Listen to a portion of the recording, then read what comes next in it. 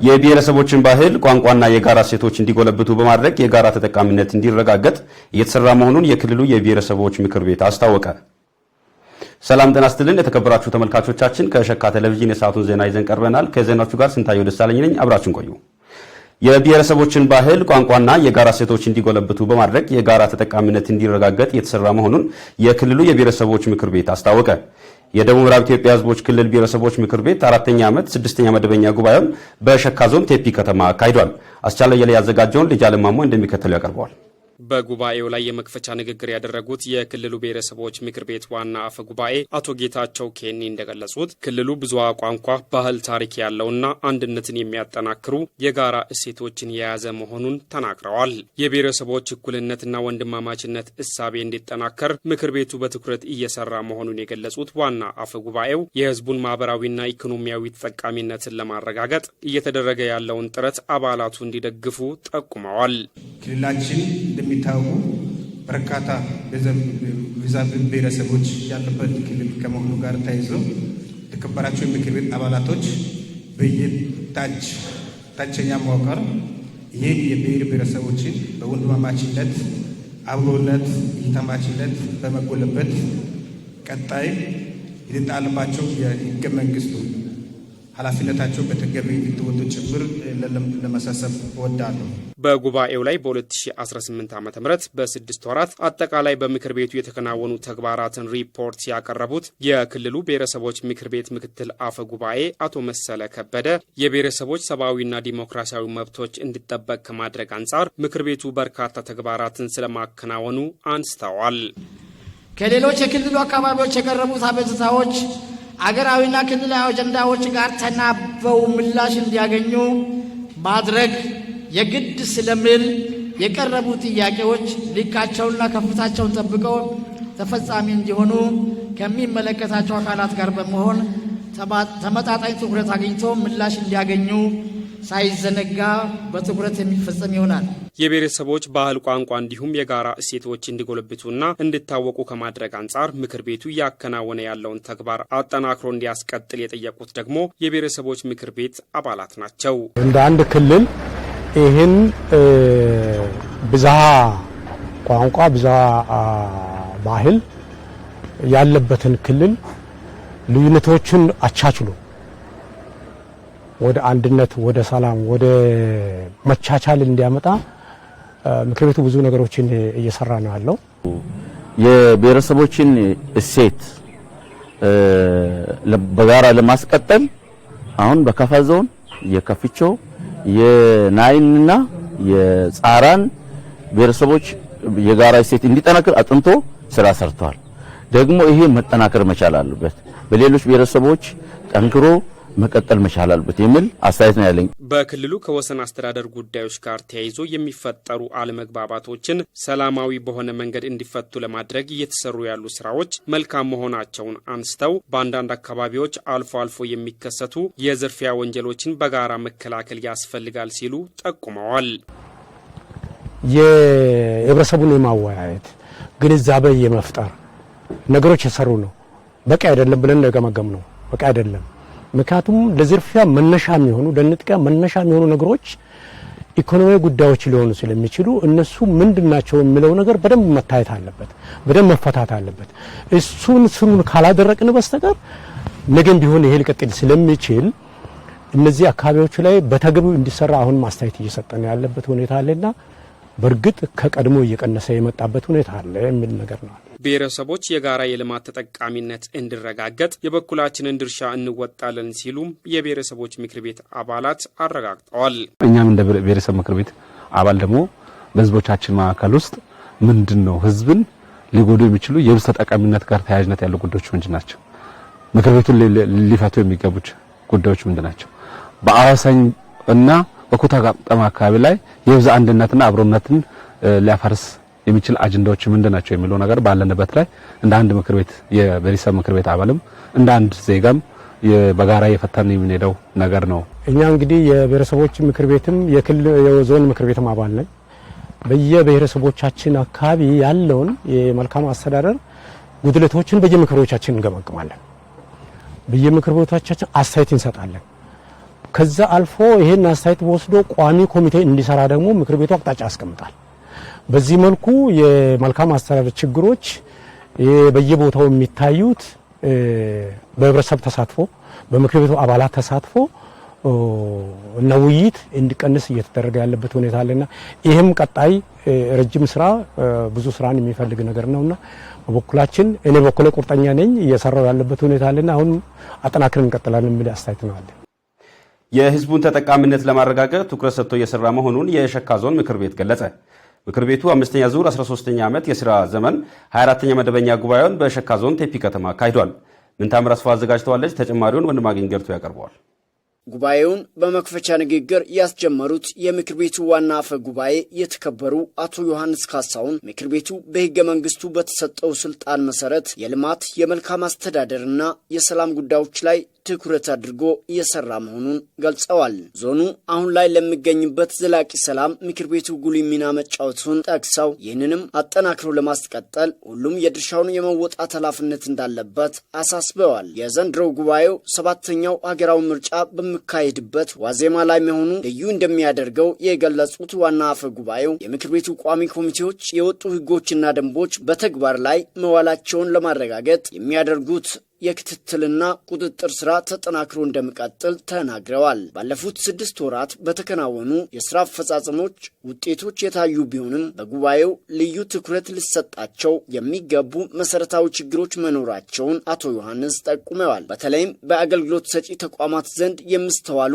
ክፍተቶች መፈታት እንዳለባቸውም አጽንኦት ሰጥተዋል። በትራንስፖርት ዘርፍ የሚታዩትን እንደ ህገወጥ የታሪፍ ጭማሪ፣ ትርፍ መጫንንና ከስምሪት ጋር ተያይዞ የሚታዩ ግድፈቶች ህዝቡን ለእንግልት እየዳረጉ መሆኑን የገለጹት ዋና አፈ ጉባኤው ተቋማቱ ራሳቸውን ሊፈትሹና ጠንካራ እርምጃ ሊወስዱ እንደሚገባ አሳስበዋል። የሸካ ዞን ዋና አስተዳዳሪ አቶ አበበ ማሞ ለምክር ቤቱ ባቀረቡት ሪፖርት ባለፉት ጊዜያት በአስተዳደርና አመራር ዘርፍ የተከናወኑ ዋና ተግባራት አፈጻጸም እንዲሁም በግብርና ልማት ዘርፍ ውጤታማ ስራዎች መሰራታቸውን የገለጹ ሲሆን ቀጣይ ጠንካራ ጎን በማስቀጠል ድክመቶችን በማረም ውጤታማ ለውጥ ማስመዝገብ እንደሚገባ ተናግረዋል። ለምክር ቤቱ የዞኑ መንግስት የ2018 በጀት ዓመት የግማሽ ዓመት እቅድ አፈጻጸም ሪፖርት የቀረበ ሲሆን በዚህም ምክር ቤቱ ውይይት በማድረግ ጠንካራ ጎን በማስቀጠል ድክመቶችን በማረም ውጤታማ ለውጥ ማስመዝገብ እንዲቻል ቀጣይ አቅጣጫ ተቀምጧል።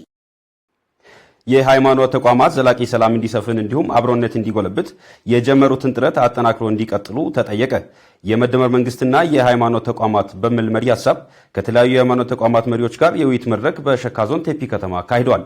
አስቻለው ያለ ያዘጋጀውን ዳግም ምሩ እንደሚከተሉ ያቀርበዋል። በውይይት መድረኩ ላይ የተገኙት የሸካ ዞን ዋና አስተዳዳሪ አቶ አበበ ማሞ እንደገለጹት ሀገራችን ኢትዮጵያ የብዙ ቋንቋ ባህልና ሃይማኖት ባለቤት እንደመሆኗ መጠን ሁሉም ቤተ እምነቶች ትውልድ በስነ ምግባር እንድታነጽ በሰሩት ስራ ውጤታማ ለውጥ እየተመዘገበ መሆኑን ጠቁመዋል። ይህ አካባቢ ሰላማዊ የመኖሪያና የስራ አካባቢ ሆኖ እኔና እናንተ በዚህ ደረጃ ልንወያይ የበቃ ነው ከዚህ ሃይማኖት ተቋም የወጡት ሀገር ሽማግሌዎች፣ ሃይማኖት አባቶች በከፈሉት ዋጋ ነው። በዚህ ውስጥ ያሉት ምእመናን ደግሞ አብሮ በሰሩት ስራ ነው። የኛ ዞን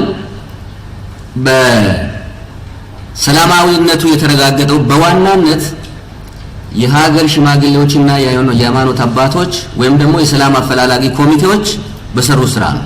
ይህ ማለት መላን ህዝብ ይዞ የጸጥታ አካል ጋር ሆኖ አመራሩ መርቶ በጋራ የተሰራው ስራ ነው። በመድረኩ ላይ የመወያያ ሰነድ ያቀረቡት የሸካ ዞን ሰላምና ጸጥታ ሚሊሻ መምሪያ ኃላፊ አቶ ዋሲሁን አውሎ የሃይማኖት ተቋማት ትውልድን በጥሩ ስነ ምግባር ከመቅረጽ አንጻር የድርሻቸውን እየተወጡ መሆናቸውን ገልጸዋል። ክብራና ቀለም በማዘጋጀት ጽሁፎችን የራሳችንን ጽሁፍ በማዘጋጀት እና በመቅረጽ ህጻናትን ኮትኩቶ በማስተማር ሂደት የሃይማኖት ተቋማት የነበራቸው ሚና ቀላል አይደለም ነው። የሃይማኖት ተቋማት መሪዎች እና ተወካዮች በበኩላቸው ወንጌልን ከመስበክ ጎን ለጎን ማህበረሰቡን አብሮነትና ልማት የሚያበረክቱትን አስተዋጽኦ እንደሚያስቀጥሉ አረጋግጠዋል። እያገዘን እያበረታታን የመጣንበት ሁኔታ ነው ያለውና በቴፒ ከተማ ጥሩ ልማቶች አሁን ተጀምረዋል። ፎቆች አሁን እየተስፋፉ መንገዱም አሁን ህዝቡ በራሱ ጊዜ መዋጮውን እያዋጣ ኮብሉንም አስፋልቱን ለማድረግ አሁን የሚረባረበው ባዛሩም ሁሉም እየተንቀሳቀሰ አሁን እዚሁ ከተማችን ጥሩ ነገር ነው ያለው። በቤተ እምነቶች ፍቅርን፣ አብሮነትን፣ ሰላምን ከማስተማር ባሻገር ቀጣይ ከመንግስት ጋር ተቀራርቦ ለመስራት ቁርጠኛ ስለመሆናቸው አክለዋል። እንደምታዩት የቴፒ ሰው በፍቅር በአንድነት የተሳሰረ ነው። ከጊዜ ወደ ጊዜ አንዳንድ ነገሮች የሚነሱ ነገሮች አሉ። እነሱም ያው በሀገር ሽማግሌ በሃይማኖት መሪዎች እየታዩ እስካሁን ድረስ ቆይተናል። ስለዚህ ቴፒ በማንኛውም ነገር ግንባር ቀደም ለችግረኛው የሚረዳ በአንድነት የብሔር የጎሳ የማይለይ ነው የቤተ ክርስቲያን ስራ የኛ ስራ ማለት ነው። እና ይሄንን ያስከርነው በፍቅር በአንድነት በምክር በማስተማር ለሀገራችን አንድም ደግሞ ትምህርት እንሰጣለን እንጸልያለን። ሁሉ ጊዜ የክፋትን አሰራር እንቃወማለን። ምክንያቱም መለያየትን የሚያመጣው ምንድነው? ሰይጣን ነው። ሰው ነው። ሰውን የፈጠረው ደግሞ እግዚአብሔር ነው። እግዚአብሔር የፈጠረ ሰው መልካም ነገር እንዳስብ በሰላም መንገድ እንዳይወጣና እንዳይገባ ክፉ የዲያብሎስ አሰራር በሰው አእምሮ ውስጥ ይገባል። ያንን ክፋትን የሚያመጣውን ዲያብሎስን እግዚአብሔር እንዲያስወግድ እንጸልይና በመልካም አእምሮ ሰዎች ስራቸውን እንዲሰሩ የመንግስት መዋቅር እንዲደግፉ የራሳቸውን መብት እንዲጠብቁ ግፊት እንሰጣለን፣ እናበረታታቸዋለን። መንግስት በሚለው የምንሄድ ከሆነ ያንዳንዱ ልማት ስራ ላይ ትልቅ ተጽዕኖ ፈጣሪ የሚሆነው ፕሮቴስታንት ሃይማኖት፣ የሙስሊም ሃይማኖት፣ የኦርቶዶክስ ሃይማኖት አንድነት ካለን ይህን አገር የማንገነባበት ወንጀልን የማንከላከልበት የማናስተካክልበት ነገር የለም። የተማሪዎች ምገባ መርሃ ግብር በቅድመ አንደኛ ደረጃ ትምህርት ቤት ተጠናክሮ መቀጠሉ ለተማሪዎች ውጤት መሻሻል ወሳኝ እንደሆነ የማሻ ከተማ ከንቲባ አቶ አንዱዓለም ጌታቸው ተናገሩ። በሸካ ዞን ማሻ ከተማ ብርሃን ቅድመ አንደኛ ደረጃ ትምህርት ቤት በ2017 ዓ.ም የተጀመረው የተማሪዎች ምገባ ፕሮግራም ተጠናክሮ መቀጠሉ ተጠቁሟል። ሄርሜላ ታይቶ ተጨማሪ አላት።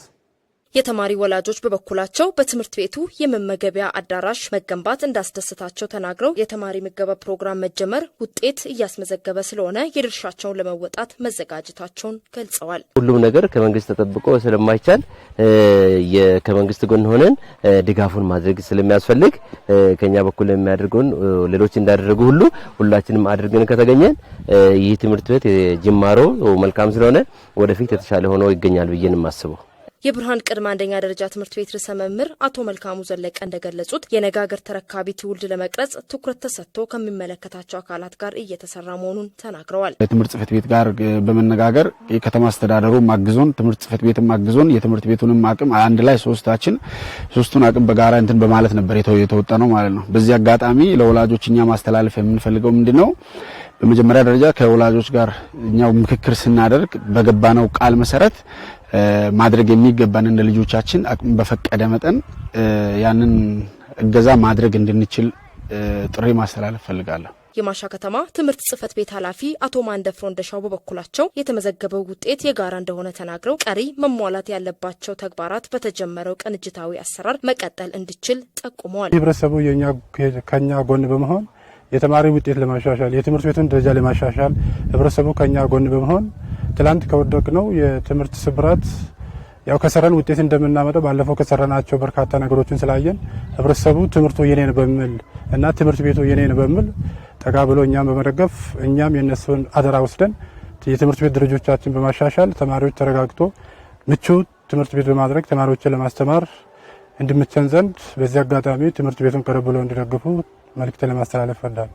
የማሻ ከተማ አስተዳደር ከንቲባ አቶ አንዱዓለም ጌታቸው በበኩላቸው የምገባ ፕሮግራምን ማጠናከር ለተማሪዎች ውጤት መሻሻል ወሳኝ መሆኑን አስታውሰው ይህን ማጠናከር እንደሚገባ ገልጸዋል። በዚህ በብርሃን ቅድመ መደበኛ ነው፣ ሁለተኛው በቶባ አካባቢ የሚገኘው ቅድመ መደበኛ ትምህርት ቤትና ሶስተኛው በተፋጠነ የምንለው ማሻ ካርል ላይ የሚደረግ ሲሆን ይሄም አንዱ የትምህርት አቀባበልንና መጠነ መቅረትን ከሚያስቀሩ ጉዳዮች ትልቁ ስለሆነ በቀጣይነትም የትምህርት ጥራት ላይ ያለው እና አቀባበል ላይ ያለው አስተዋጽኦ አዎንታዊ ስለሆነ በዚህ አይነት መልኩ አጠናክረን እየቀጠልን ያለንበት ሂደት ነው ያለው።